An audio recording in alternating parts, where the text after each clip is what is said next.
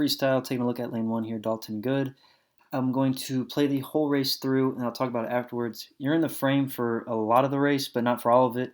I'm just going to let it play through, and you'll see what you can see, okay?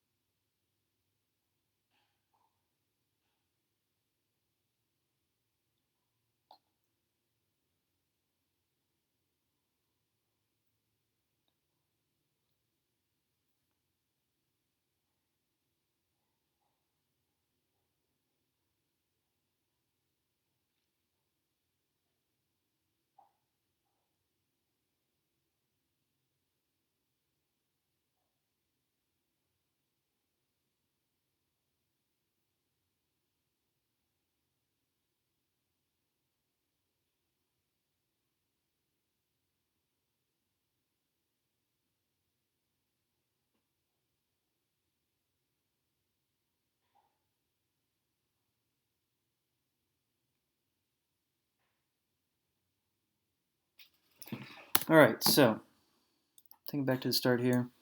Just talking splits real quick. So end time of 58.4. You're out 27.9 and 30.4. I don't think there's any reason for you to be out 28 basically and be back 30. Either one of those splits, even if the other was great, that alone, they don't make sense. You put them together. Ultimately, probably not the swim you were looking for. I think a lot of it has to do with your conditioning. You have the potential to be a really solid swimmer. We just got to be all in. When I'm talking about hard work, attendance, and attitude. You got to reflect and think about which of these things are you bringing to the table, and are you doing everything you can be to improve in swimming. Okay. Now, taking a look at the race itself, I like that you're set up where you want to be before the starter takes your mark. However, I would like for both of your feet to be facing straight towards the pool, and for this foot to be higher on the wedge. Think about the ball of your foot being essentially in the middle of the wedge. Okay, so we can improve there. Buzzer goes off. You get your arms into streamline. You hit generally a pretty clean line and solid entry.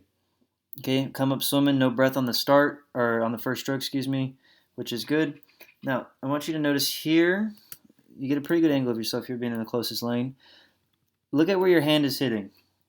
So your hand hits the water right there. Your arm is still completely bent. You got to reach out in front of you. You're a tall guy, a big, strong guy. You got to be able to reach out here and utilize your full reach, because now you've entered the water here. You got to fight the water to get your arm forward here, and now you start the pull. So you're hitting at an awkward angle. You got to fight the water to get your arm up front, and then you finally can pull. Okay, now taking a look at the flip turn. You come over, and as you flip, you also are rotating. All right. So now you're hitting the wall on your side, and then you push off on your side immediately to your stomach. You've taken no underwater kicks at all, and you just come up swimming. At least you didn't take a breath on the first stroke. It looks to me like you have a nice, steady, strong kick throughout.